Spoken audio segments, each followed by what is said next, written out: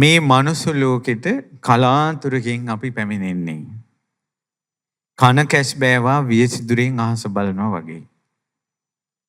එහෙම පැමිණුණාට පස්සේ අම්මා කෙනෙක්ගේ කුසේ දැන් මේ දරුවා විඥානේ බැස ගන්නවා. එක්කෝ නිරේ ඉඳලා ඇවිල්ලා, එක්කෝ තිරිසන් ලෝකේ, එක්කෝ പ്രേත ලෝකේ, එක්කෝ අසුර ලෝකයක, එක්කෝ තවත් මනුස්ස ලෝකේ, එක්කෝ දිව්‍ය ලෝකේ, එක්කෝ බ්‍රහ්ම ලෝකේ ඉඳලා ඇවිල්ලා විඥානේ මව් කුසේ බැස ගන්නවා. මව්පියන්ගේ එක්වීමත් එක්ක මව් කුසේ බැස ගන්නවා. ඒ මව් කුසේ බැස ගන්න ඉස්සෙල්ලාම තෙල් බින්දුවක් තරම් කලලයක. තෙල් බින්දුවක් තරම්. ඔබත් මමත් ඉස්සෙල්ලාම අම්මගේ කුසේ ඉපදුනේ තෙල් බින්දුවක් තරම් රූපකායක්. දැන් මේ හැඩි දැඩිව හිටියාට, දැන් සැරසුවාට, දැන් හැඩ වැඩ වුණාට, දැන් තමා ගැන තමා පුරසාරන් දෙඩුවාට ඔබත් මමත් කවුරුත් සියලු දෙනා තෙල් බින්දුවක් තරම් චූටි කල්ලයක විඥානේ බැස ගන්නවා. දින දවස් ගෙවි යනවා. ගෙවි යනකොට මේ චූටි කලලෙන් බිබිලි 5ක් හට ගන්නවා. එක බිබිල්ලකින් මෝරලා හිස හට ගන්නවා. එක බිබිලි දෙකකින් අත් දෙක, අනිත් බිබිලි දෙකකින් කකුල් දෙක. චූටි. දැන් මේ මව කුසේ කලලයක් හට ගන්න හැටි. හැබැයි දැන් ඔහොම හට ගන්නකොටම දැන් රූපකාය පහළ වුණානේ. කය පහළ වුණානේ. පැරණි කර්මයන්නේ. කලින් ජීවිතවල ගෆ්සා කරලා තියෙනවා නම් අර කල්ලි ගෆ්සා වෙනවා. ඉතින් ගෆ්සා වීම නැමැති විඳීමේ එයා ඒ කර්මෙ විඳවන්න ඕන. එයාගේ කය ප්‍රකට වෙලා යනවා.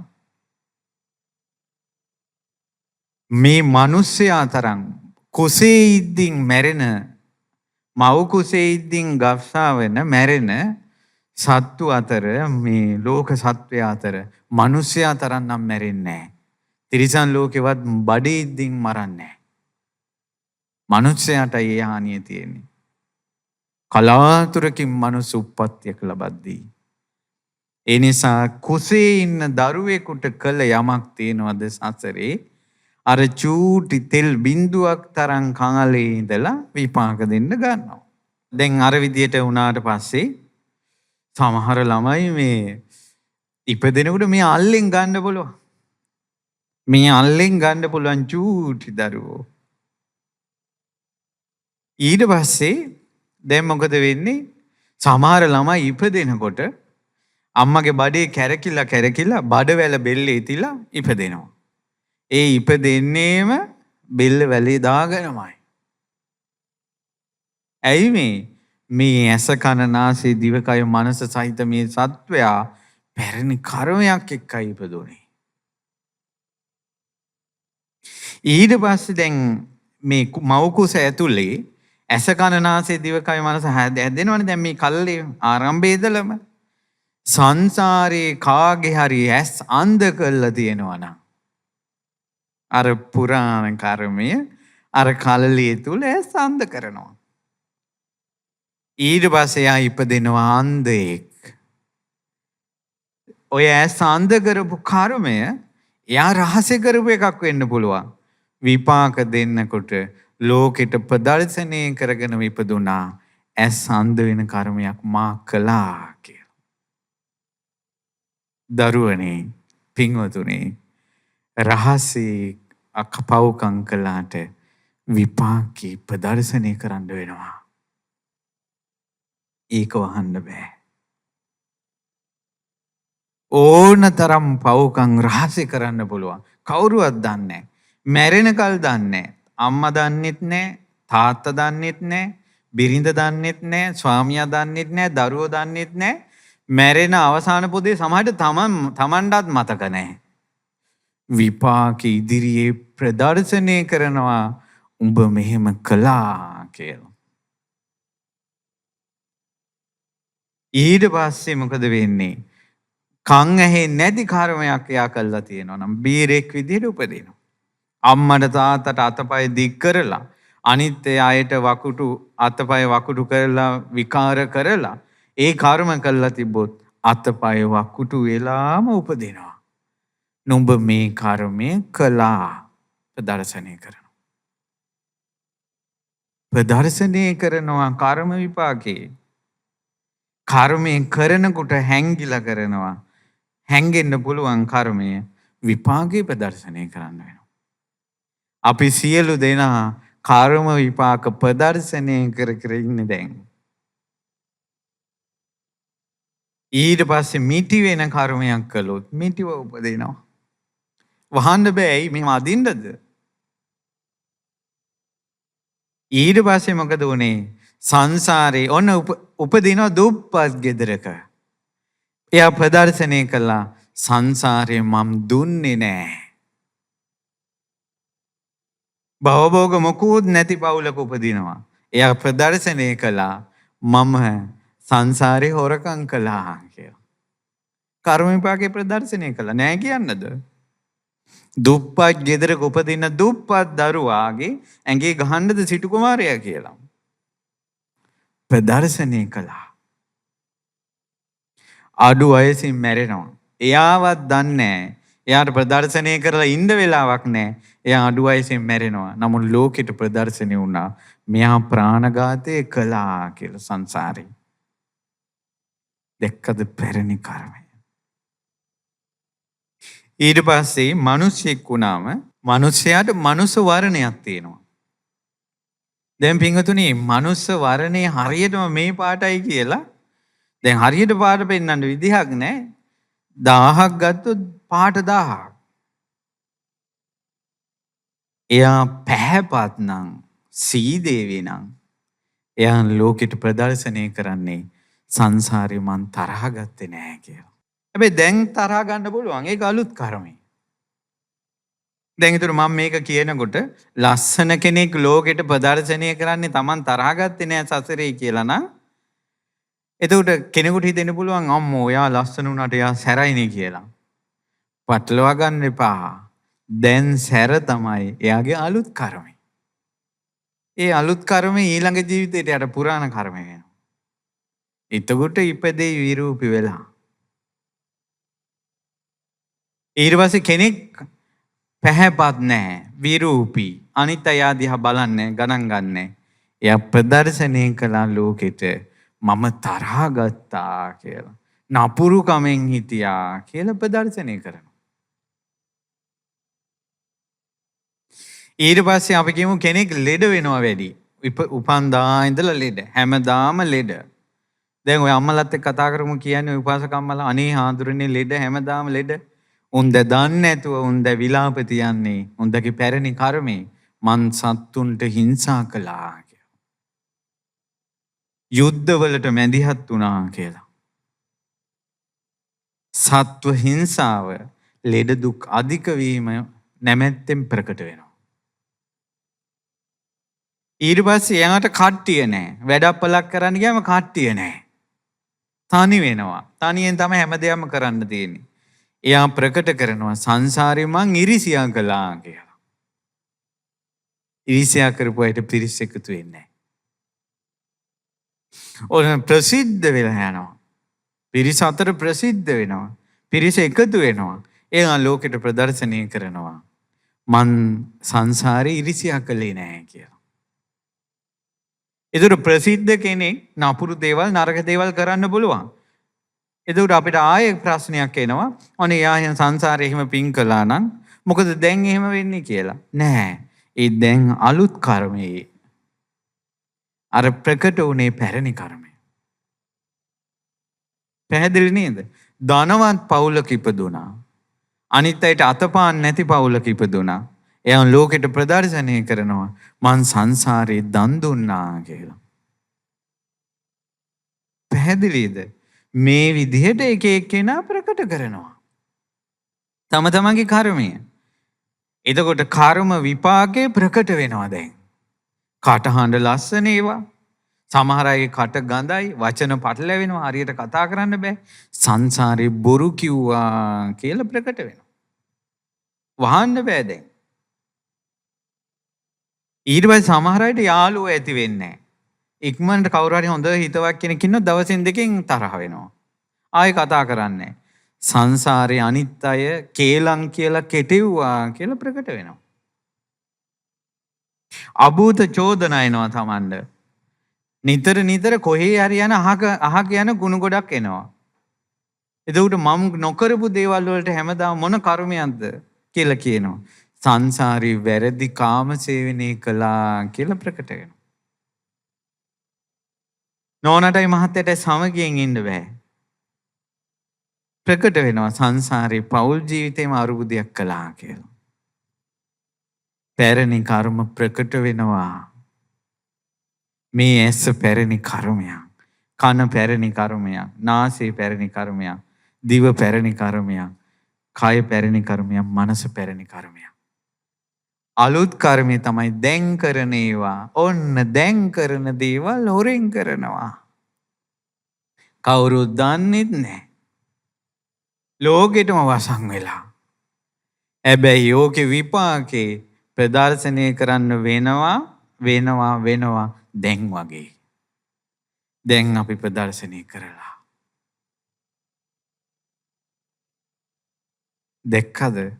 හැම කර්මයකම රහසින් කරන උනත් හැම චේතනාවක් පහළ කරලා කයෙන් වචනෙන් සිතින් කරන දේවල් ජීවිතේ ධර්මයෙන් වෙනස් කරගත්තේ නැත්තම්, කර්ම නිරෝධ ප්‍රතිපදාව අනුගමනය කළේ නැත්තම් ලෝකෙට ප්‍රදර්ශනය කරන්න වෙනවා.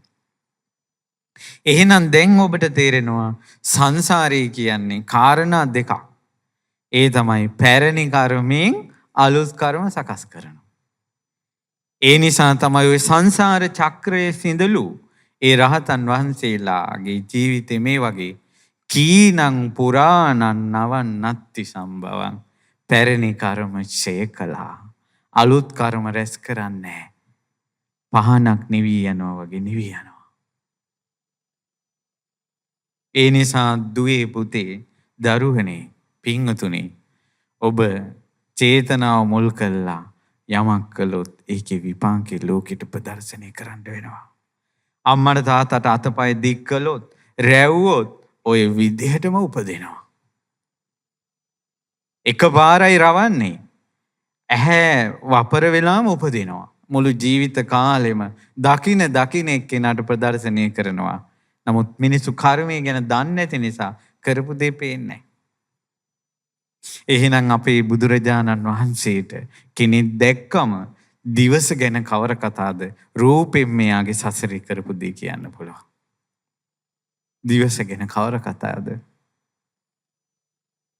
ඒ නිසා පින්වතුනි, භාග්‍යවතුන් වහන්සේ යමක් කරන්න කියලා වදාලාද ඒ දේම කරන එකයි යහපත.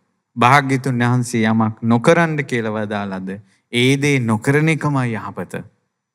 බුදුරජාන් වහන්සේ වදාලා කයෙන් කරන වැරදි තුනක් තියෙනවා. සත්තු මැරීම, හොරකම් කිරීම, වැරදි කාමසේවනය. මේ තුන කරලා, ඒ කියන්නේ සත්තු මරලා හෝ හොරකම් කරලා හෝ වැරදි කාමසේවනය කරලා හෝ පින්වත් මහණෙනි, අබමල් රේණුවක අංශු මාත්‍රයක තරම් සැපයක් සංසාරේ එනවා නම් මම ඔය දේවල් කරන්න එපා කියලා කියන්නේ නැහැ. පින්වත් මහණෙනි, බුදු ඇසින් දකිනවා මේ කයෙන් කරන වැරදි අකුසල් තුනෙන් අංශු මාත්‍රයක තරම්වත් සැපක් උපදින්නේ නැහැ. ඒ නිසායි අනුකම්පාවෙන් දේශනා කළේ සත්තු මරන්න එපා කියලා. හොරකම් කරන්න එපා කියලා. වැරදි කාමසේවනය කරන්න එපා කියලා. මොන වචන, මොන අදහස්, මොන දර්ශනේ දාලා තමන්ගේ ක්‍රියාව සාධාරණීකරණය කළත් සැපයක් නම් උපදින්නේ නැහැ. ඒක තමයි බුදුරජාණන් වහන්සේගේ අවබෝධය. පින්වත් මහණෙනි, බොරුවක් කියලා, දැන් අපි කියනවා යාන්තම් බොරුවක් කියලා ගැලවුණා කියලා. යාන්තම් බොරුවක් කියලා ගැලවුණා කියලා කියනවනේ. පින්වත් මහණෙනි, බොරුවක් කියලා, කේලමක් කියලා, පරුස වචනයක් කියලා, හිස් වචනයක් කියලා එය මුල් කරගෙන අනාගතේ සැපයක් උපදිනවා නම් ඒකේ විපාක විදියට අංශු මාත්‍රයක තරම් සැපයක් උපදිනවා නම් මම ඒ දේවල් කරන්න එපා කියලා දේශනා කරන්නේ නැහැ. පින්වත් මහණෙනි, බුදු ඇසින් දකිනවා. කයෙන් වචනයෙන් කරන අකුසල් නිසා බොහෝ දුක් විඳින්න වෙනවා. අංශු මාත්‍රයක සැපයක් නැහැ. ඒ නිසා එපා කියලා කියන්නේ. සමහර අය අහලා නැද්ද ඔබට? අපිට ඇහිලා තියෙනවා. උපන් දා ඉඳලා සැනසිලි වචනයක් නැහැ හාමුදුරනේ කියනවා. බුදුරජාණන් වහන්සේගේ දේශනාවේ තියෙනවා යම්කිසි කෙනෙක් පරුස වචන නිතර නිතර පාවිච්චි කරනවා නම් එහි විපාකය තමයි ඔහුට මිහිරි වචන ඇහෙන්නේ නැහැ. මිහිරි වචන ඇහෙන්නේ නැහැ. කර්මය කියන්නේ පුදුම දෙයක්. සමහරවිට මිහිරි වචන ඇහෙන්නේ නැති කර්මයක් තියෙන නෝන කෙනෙක්. අපි කියමු ඒ නෝනට කර්මය තමයි සංසාරේ කලින් ජීවිතේ සැරට කතා කරලා නපුරු වචන කතා කළේ විපාකෙත් එක ඉන්නවා. ඉතින් එයා එහෙම කතා කළාට එයා කර්මානුරූපව අපි කියමු යම් විදිහකට එයාට හැඩ වැඩක්කුත් ලැබිලා. එහෙම නැත්නම් එයා දන් දීලා. එතකොට එයා පෝසත් පවුලක උපදිනවා. එතකොට අර වත් පෝසත්කමත් මුල් කරගෙන අර මේ ගෑන් ළමයි තව දරුවෙක් කසාද බඳිනවා. නමුත් එයා කලින් ජීවිතවල නපුරු වචන කතා කරපු කෙනෙක්. ඒකේ විපාක විදිහට අර ස්වාමියා නිකම්ම නපුරු වෙනවා. ඇයි අරයට සැර වෙනවා නිතර. බිරින්දට මිහිරි වචන නැහැ. එතකොට තමයි බිරින්දෑවරු කියන්නේ අපේ මහත්තයා පිටට නම් බෝධිසත්වයෝ ගෙදෙට්ට තමයි යකා කියලා. එතකොට එයා තේරුම් ගන්න ඕන මම කර්ම විපාකයක් විඳිනවා කියලා. පැනලා ගිහිල්ලා බෑ. පවුල් කඩාගෙන බෑ. කර්මයෙන් පැනලා ගිහිල්ලා බේරෙන්න බෑ. බේරෙන්න තියෙන්නෙම මේ දහම් ප්‍රතිපදාව අනුගමනය කරලා.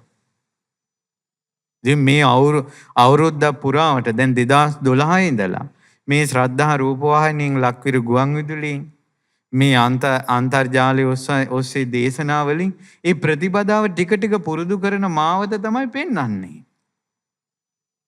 මුළු බුද්ධ ශාසනයම මේකයි තියෙන්නේ. පැරණි කර්ම ඡය කරලා අලුත් කර්ම නූපදවලා අමා මහ නිවන ස්පර්ශ කරන එක. ඉතින් පින්වත්නි, ඒ නිසා හොඳට කල්පනා කරන්න ලේසි දෙයක් නෙවෙයි මේක. අනිත් අයගේ දේට ලෝභ කරලා තරහෙන් ඉඳලා මිත්‍යා දෘෂ්ටිකව ඉඳලා අල්ප මාත්‍ර සැපක් උපදිනවා නම් බුදුරජාන් වහන්සේ නොකරන්න කියලා දේශනා කරන්නේ. එවැනි සැපක් නැති නිසායි කරන්න එපා කියන්නේ.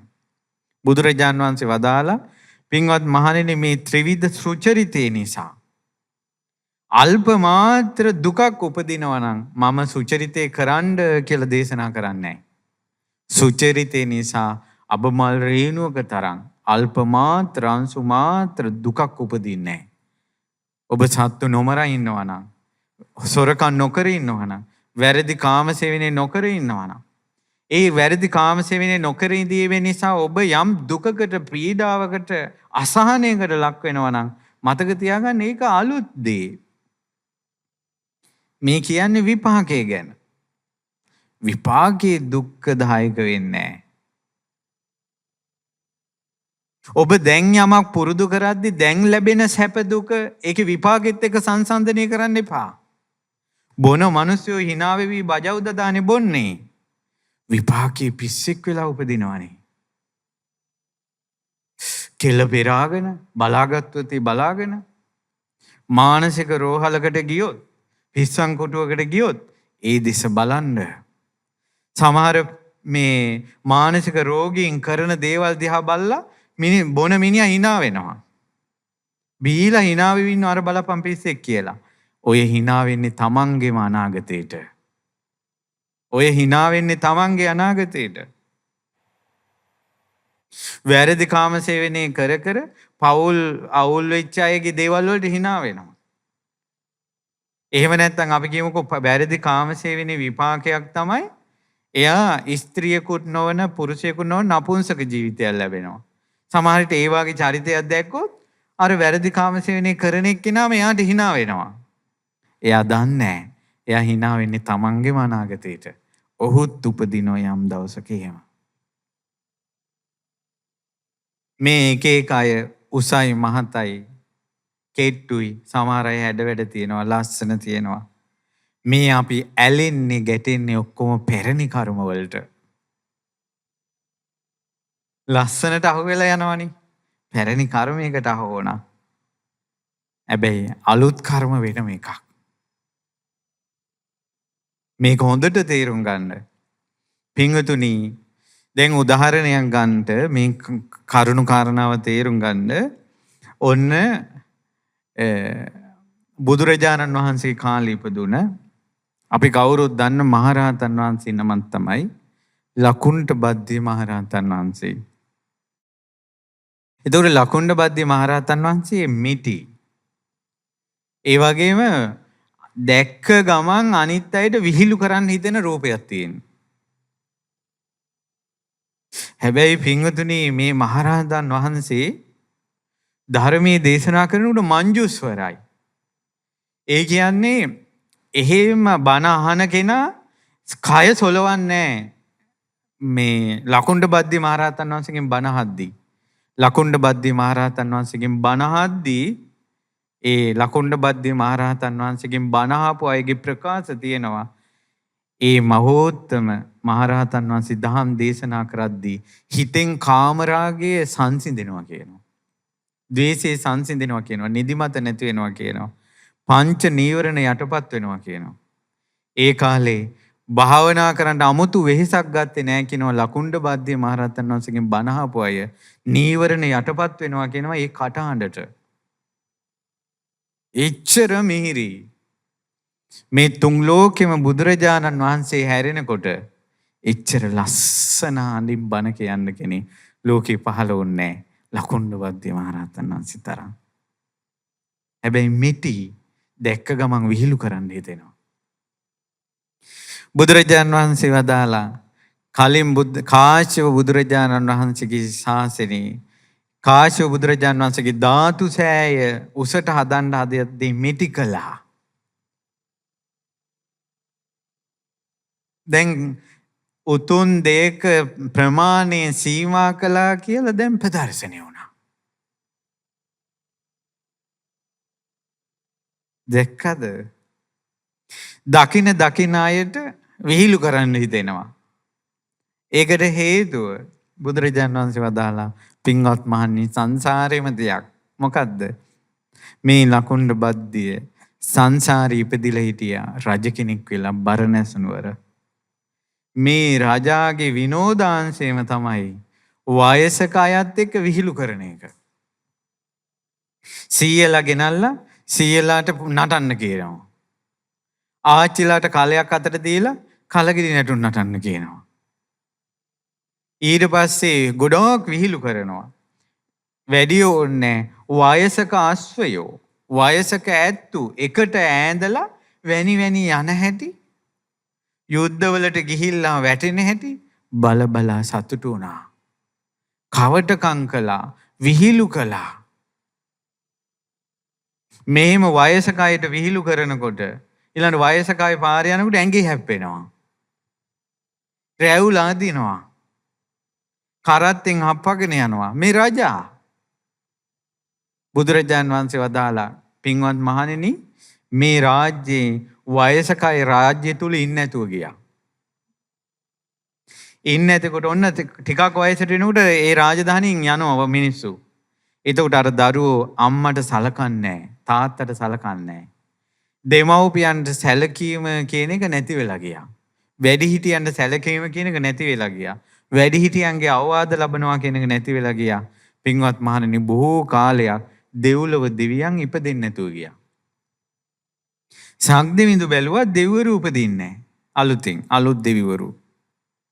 හේතුව බලනකොට මේ රජාගේ ක්‍රියාවක් මේකට මුල් වෙලා තියෙන්නේ. මේ රජාගේ කොලොප්පම. දැන් මම මේ කාරණාව අතිශයින් විශේෂ කාරණාවක්. මක් නිසාද අද සමාජයේ ශීඝ්‍රයෙන් පැතිරෙන එකක් තමයි කොලොප්පම, විහිළුව, කවටකම් කිරීම. හරි ආසයි. කොල්ලෝ කෙල්ලෝ YouTube වලින් කවටකම් විහිළු කතා අහන්න පෙරේතයි කිව්වට වරදක් නැහැ. ඒ නිසා යමක්ද ඉල්ලන්නේ එයයි දෙන්නේ කියලා න්‍යායක් තියෙනවනේ. ඒ නිසා අලුතෙන් හැඩ ගැහෙන අය විහිළු කතාම දානවා. කවට කම්ම දානවා. ඊළඟට දෙපැත්ත කැපෙන වචනම දානවා. වැපිරිලා යනවා දැන්. ඒතර මේ දෙපැත්ත කැපෙන වචන සමාජයේ හුරු කිරීම, කවටකම් සමාජයට ඇතුල් කිරීම, හිනාව සමාජයට ඇතුල් කිරීම එක්ක එක බලපාන්නේ ගුණධර්මයකට හානි වෙන විදිහට. ඉතින් බුදුරජාණන් වහන්සේ වදාලා අවසානයේ සක්දෙවිඳු ආව කියනවා වයසක 100 කෙනෙක් විදිහට දිරාපු කරත්තයක කිරිහට්ටිත් අරගෙන රජතුමා එන පාරේ ඉස්සරහට සක්දෙවිඳු ආවා.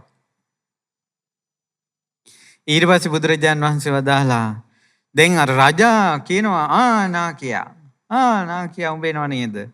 ඒතර දැන් වටේ පිටේ ඉන්න අය වටපිට බලනවා අනිත් අයට පේන්නේ රජුරවන්ට විතරයි පේන්නේ. ඊට පස්සේ රජුරෝ කිව්වා මේ නාකියා මොකද පාර මැදට ආවේ පළ කියලා දැන් කියනවා. යන්නේ නැහැ. ඊට පස්සේ අර වයසක කෙනා මොකද කළේ?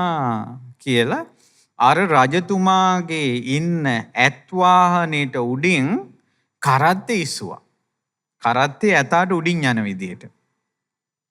කරත්තේ උඩින් යන විදිහට ගිහිල්ලා රජතුමා දැන් ඉන්නේ ඇතා උඩනේ. කිව්වා උඹට නාකියෝ පෙන්නන්න බෑනේ කියලා අර කිරිහට්ටි ටික අරගෙන ගැහුවා ඔළුවේ. රජාගේ ඔළුවේ ගැහුවා කිරිහට්ටි ටික. දැන් මේ හැමතැනම කිරි වැක්කිරෙනවා. ඒක මිනිසුන්ට පේනවා. ලක්දිවිඳු අහසේ ශනේකින් අහසේ ගිනිගන්න යකදාවක් අරන් පෙනී ඉඳලා කිව්වා කාට හරි විහිළු කරලා තිබ්බොත් කවටකම් කරලා තිබ්බොත් පලන ඔළුව කියලා. ඒ කියන්නේ සමහර ඒවා හොඳින් බැරි නම් නරකිනුත් দমনය කරලා තියෙනවා. එදා ඉඳලා විහිළු කළේ නැහැ. ඒ කාලේ සක්දෙවිඳු බෝධිසත්වයෝ අර රජා ලකුණ්ඩබද්දී මහරහතන් වහන්සේ පින්වත් මහණෙනි අනිත් අයට විහිළු කරලා සතුටු වුණාද? තමන් අනිත් අයට විහිළුවක් වුණා. අපි කාට හරි hina වුණොත්, විහිළු කළොත්, ඔච්චම් කළොත් එනවා ඒක තමන්ට. අපි පිරිස අතර ඉඳින් එක එක්කෙනාගේ උස් පහත්කම් වෙනස්කම් තියෙනවා. සමහර අයගේ ගොඩක් දුර්වලතා තියෙනවා. ඉරිසියාව ප්‍රකට වෙනවා. ඊළඟ ලාමකකම් ප්‍රකට වෙනවා. සමහර අයගේ මේ නොයෙක් දේවල් ප්‍රකට වෙනවා. ප්‍රකට වෙනකොට අනිත් අය ඒකට කොලොප්පමට ගන්නවා. ඒකට සමච්චල් කරනවා. තමන්ට එනවා. මේ පැතිවල කොහොමද දන්නේ? ඉස්සර අපි ගම්වල ඉඳලා කවුරු හරි කෙනෙක් හිටියොත් කවට කමට බඳුන් වෙන. එයාව අල්ලගෙන මල ගෙදරක් වුණොත්, මඟුල් ගෙදරක් වුණොත්, කඩපිලට ගියොත් අර කවට යා අල්ලගෙන දැක්කද? ඒකනේ උදාහරණයක් තියෙන්නේ. කවටයා දැකලාද නිවටයා දැකලාද එළුවත් මේ ඔළුව පානවා කියනවා මගේ රැවුල පීරපන් කියලා. සමහර කෙනෙක් කියන වැඩේ කරනවා ඒකට මොලේ කල්පනාව නැහැ. ගම්වල තියෙනවා ඒක මෝඩෙක් නම් කියන වැඩේ කරනවා නම් ඒක ලවාම වැඩ ගන්නවා. හරකෙක්ගෙන් වාගේ වැඩ ගන්නවා. කර්මයේ Taman දෙනවා. Tamanටත් එනවා. Tamanටත් එනවා. ලේසි නෑ පින්වත්නි. පැරණි කර්මයේ පේනවා. අලුතෙන් කරන කර්මයේ පේන්නේ නෑ. ඒක නව කර්ම. ඒක අනාගතයට යනවා. යම් දවසක කයෙන් අකුසල් රැස් වෙන එක නැති වෙනවාද? වචනයෙන් අකුසල් රැස් වෙන එක නැති වෙනවාද? මනසින් අකුසල් රැස් වෙන එක නැති වෙනවාද? ඒ අමා මහ නිවන ස්පර්ශ කරනවාද? එදාට තමයි මේ සකල කර්මය සිඳින්නේ. ඒ සඳහා තියෙන මාර්ග ප්‍රතිපදාව මේ ආර්ය අෂ්ටාංගික මාර්ගයයි. සම්මා දිට්ඨිය තමයි. ඒ කියන්නේ පින්වතුනි මේ ආර්ය අෂ්ටාංග මාර්ගයේ පූර්වාංගමය වෙන්නේ සම්මා දිට්ඨිය.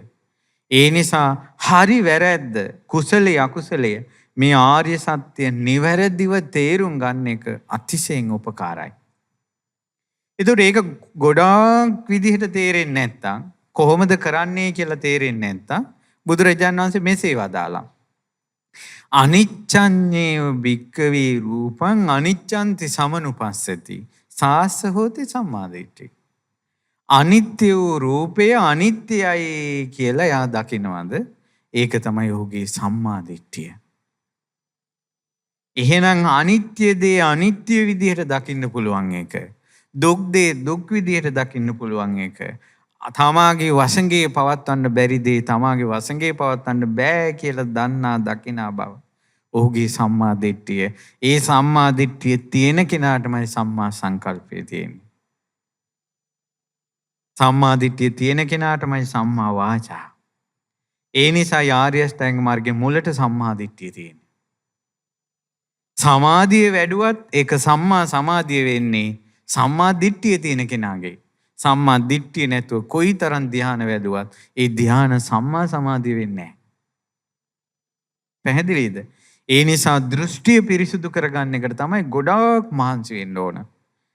ඒ දෘෂ්ටිය පිරිසුදු කරන්න ගන්න වෑයම තමයි මේ ශ්‍රද්ධා රූපවාහිනී ලංකිරි ගුවන් විදුලියේ මේ ධර්ම දේශනාවල තියෙන ප්‍රයත්නය. ඒ කියන්නේ අපිත් ඒ තැනට එන්න ඔබත් ඒ තැනට ඒම පිණිස අපි කවුරුත් එකතුව ගන්න උත්සාහය.